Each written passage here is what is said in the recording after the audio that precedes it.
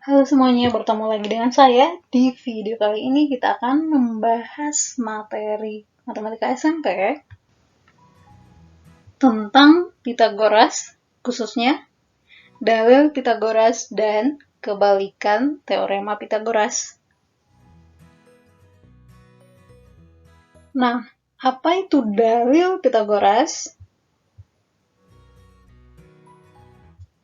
Dalil atau teorema Pitagoras menyatakan bahwa kuadrat sisi miring pada segitiga siku-siku sama dengan jumlah kuadrat kedua sisi siku-sikunya. Nah, apa sih yang dimaksud sisi miring dan sisi siku-siku? Jadi, coba perhatikan gambar segitiga berikut. Ini adalah segitiga siku-siku. Siku-sikunya itu yang ini. Nah, sisi miring merupakan sisi paling panjang dari segitiga siku-siku dan juga berada di hadapan sudut siku-siku. Jadi kalau kita perhatikan, sisi paling panjang adalah yang C. Terus C juga berada di hadapan sudut siku-siku. Jadi C-nya merupakan sisi miring. Nah, kemudian sisi siku-siku adalah sisi yang berada di samping sudut siku-siku. Jadi yang berada di samping sudut siku-siku adalah sisi A dan B. Nah, berdasarkan dalil Pitagoras, berarti kita bisa bikin rumus kuadrat sisi miring. Tadi sisi miringnya adalah C, berarti dikuadratkan. C pangkat 2. Terus di sini ada kata sama dengan. Berarti kita tulis sama dengan jumlah, berarti dijumlahin ya. Kuadrat dari A dan B. Jadi A pangkat 2 plus B pangkat 2.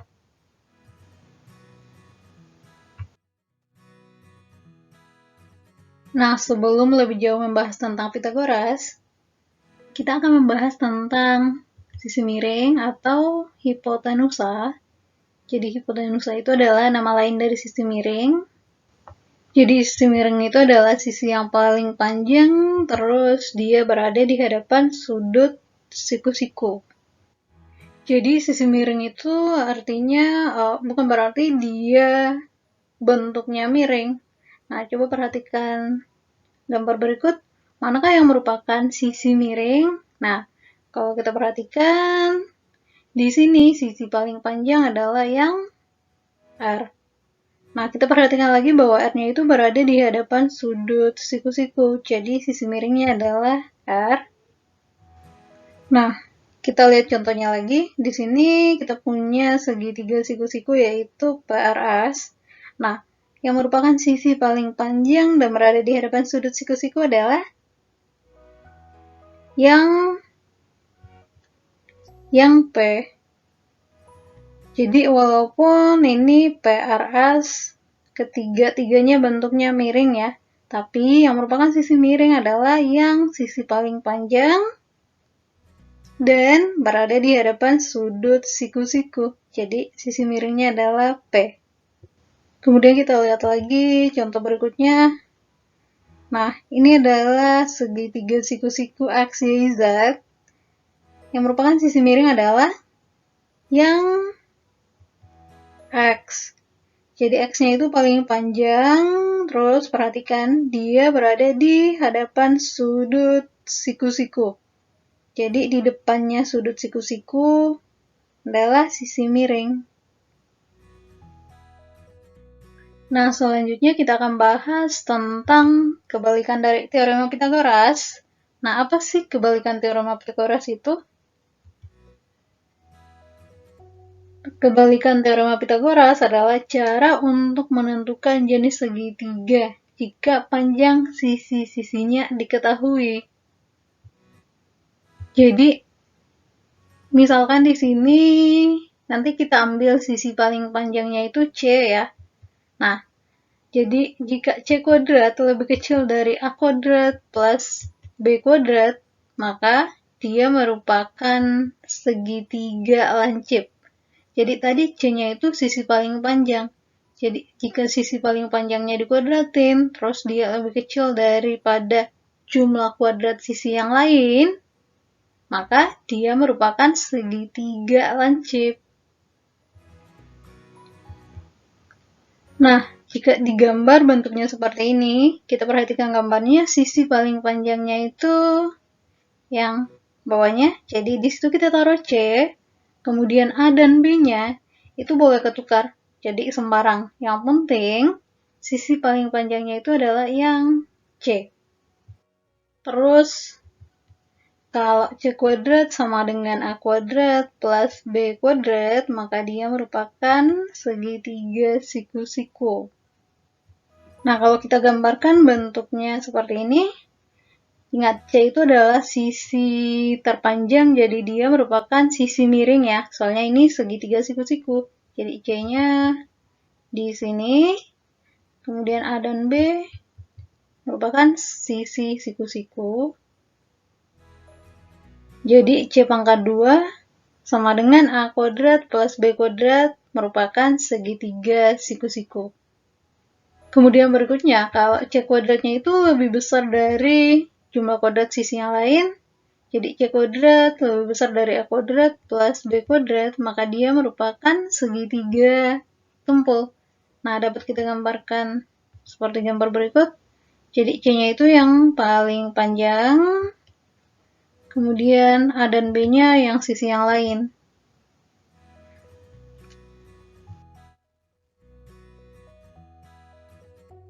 Nah, biar lebih jelas, mari kita bahas contoh. Di sini kita punya soal. Tentukan jenis segitiga berikut jika diketahui sisinya. Jadi ketika sisinya diketahui, di sini kita punya 5 soal dari A sampai E. Pertama kita bahas yang bagian A. Nah, yang A soalnya adalah panjang sisi segitiganya adalah 5, 12, 13. Nah, ingat tadi, C-nya itu adalah sisi paling panjang. Jadi, yang angkanya paling gede adalah C. Jadi, C-nya adalah 13. Kemudian A dan B-nya, A-nya 5, B-nya 12. Nah, di sini A dan B-nya itu boleh ketukar. Jadi, nggak masalah. Kalau A-nya 12 atau B-nya sama dengan 5. Ntar hasilnya bakal sama. Nah, tadi kita mau cari dia merupakan segitiga atau jenis segitiga yang mana. Jadi kita ingat lagi, kalau C kuadrat lebih kecil dari A kuadrat plus B kuadrat, berarti dia segitiga lancip. Kemudian kalau sama dengan, berarti dia segitiga siku-siku. Kalau lebih gede atau lebih besar, berarti segitiga tumpul. Nah, di sini berarti kita mau cari hubungan dari kuadrat sisi terpanjang dengan jumlah kuadrat sisi yang lain, atau C kuadrat hubungannya dengan A kuadrat plus B kuadrat itu apa? Lebih kecil, sama dengan, atau lebih besar? Nah, karena kita belum tahu hubungannya, maka di sini kita taruh titik-titik. Nah, kemudian kita substitusi angkanya. C-nya itu 13. Jadi, 13 kuadrat, titik-titik, A-nya itu 5, jadi 5 kuadrat plus B-nya 12 plus 12 kuadrat. Nah, 13 kuadrat sendiri adalah 169. 13 kuadrat artinya 13 kali 13. Kemudian 5 kuadrat adalah 25 plus 12 kuadrat adalah 144. Jadi 169 terus 25 plus 144 adalah 169. Nah, kita lihat di sini hasilnya sama ya. 169 sama 169. Jadi, tanda yang kita gunakan adalah tanda sama dengan. Nah, kalau tanda sama dengan artinya dia segitiga siku-siku. Jadi, segitiga yang panjang sisinya 5, 12, dan 13 merupakan segitiga siku-siku.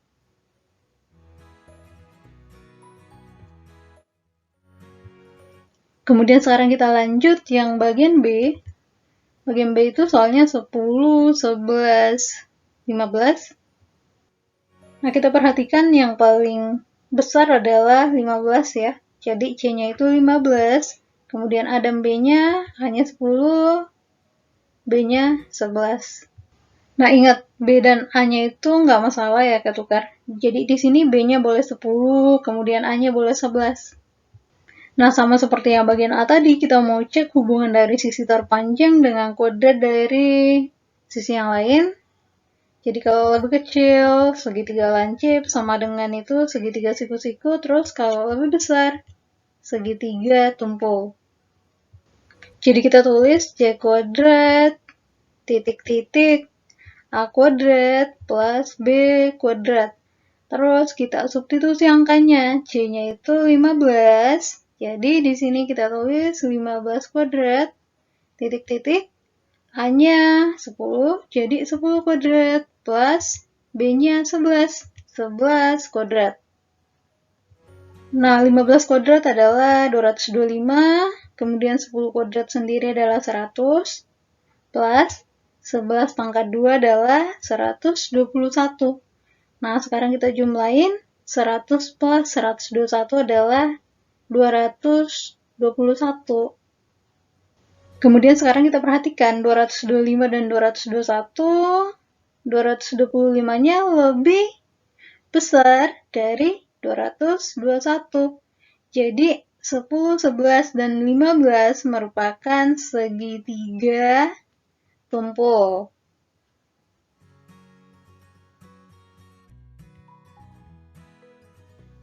Nah, sekarang yang bagian C, panjang sisi segitiganya adalah 8, 7, 10. Di sini yang paling besar adalah 10, berarti C-nya adalah 10. Kemudian A-nya di sini saya tulis 7, B-nya 8. Nah, sama seperti soal sebelumnya, kita cari hubungan antara C kuadrat dan jumlah dari A kuadrat dan B kuadrat. Jadi, C kuadrat titik-titik A kuadrat plus B kuadrat. Nah, C-nya berapa? C-nya itu 10. Jadi, sini kita tulis 10 pangkat 2 titik-titik A, A-nya 7. Jadi, 7 pangkat 2 plus B, B-nya 8. Jadi, 8 pangkat 2. Nah, 10 pangkat 2 adalah 100, kemudian 7 pangkat 2 adalah 49, dan 8 pangkat 2 adalah 64. Jadi 100 titik-titik 113. Jadi 113 itu dari 49 plus 64. Nah, 100 dan 113 hubungannya adalah lebih kecil. Jadi 100 lebih kecil dari 113. Nah, karena dia tandanya lebih kecil, artinya dia merupakan segitiga lancip. Jadi, 8, 7, 10 merupakan sisi atau panjang sisi dari segitiga lancip.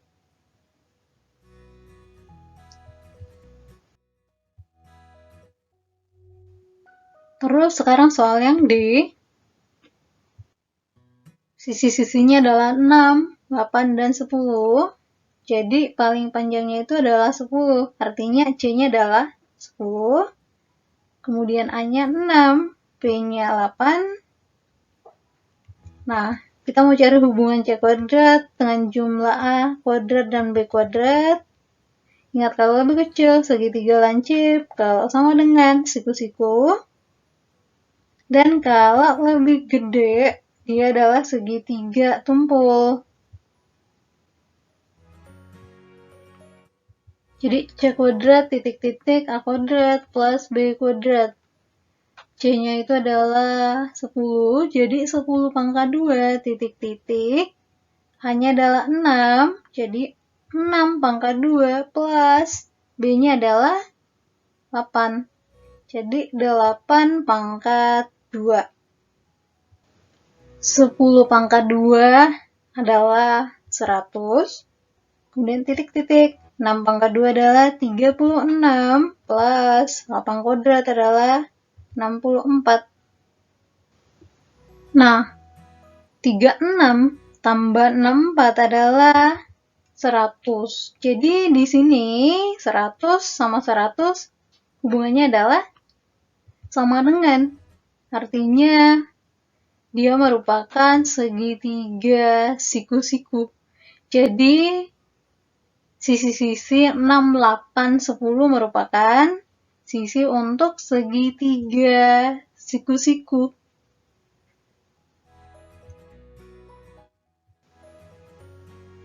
Nah, sekarang kita bahas soal yang selanjutnya. Segitiganya mempunyai sisi-sisi atau panjang sisi yaitu 9, 15, 17. Jadi, C-nya adalah yang 17 karena 17-nya yang paling gede. Kemudian A-nya itu 9, B-nya 15. Nah, kita mau cari hubungannya, jadi kita tulis C kuadrat titik-titik A kuadrat plus B kuadrat. Nah, C 17, jadi 17 pangkat 2 titik-titik A-nya adalah 9. 9 pangkat 2 plus B-nya 15. 15 pangkat 2. Nah, 17 kuadrat adalah 289. Kemudian 9 pangkat 2 adalah 81. Tambah 15 pangkat 2 yaitu 225. Nah, kalau kita jumlahin 81 tambah 225, hasilnya adalah 306. Nah, kita perhatikan 289 dan 306, hubungannya adalah lebih kecil. Jadi, 289 lebih kecil dari 306. Artinya, 9, 15, 17 merupakan segitiga lancip. Jadi 9, 15, 17 segitiga lancip ya. Nah, sampai di sini video kali ini. Kalau ada pertanyaan, silakan tinggalkan komen di kolom komentar. Dan sampai jumpa di video berikutnya.